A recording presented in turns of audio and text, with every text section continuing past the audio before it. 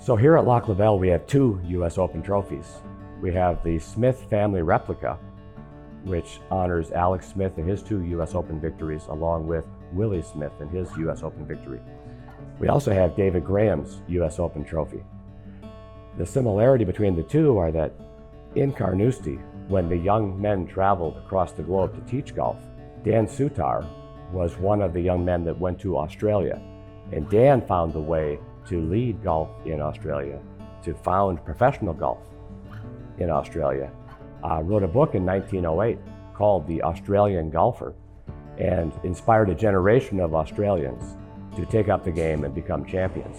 One of his best students was a gentleman named George Naismith, and 30 years later, one of his best students was a young man named David Graham. In 1906, Alex Smith wrote his book and Lessons in Golf, and so both Alex Smith and Dan Sutar were authors. They were champions, and they inspired a continent.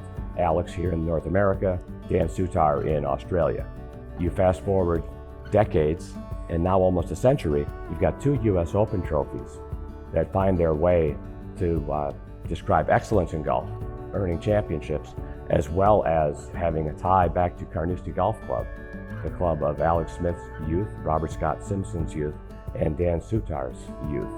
And it was their training and their skill and their ability to select the best young caddies to become the best young caddy masters, the best young club makers, and then those that could bring the game through generations and share that teaching through the generations that end up having trophies that are here at Lac La Belle, proudly displayed with the names of champions from that inspiration.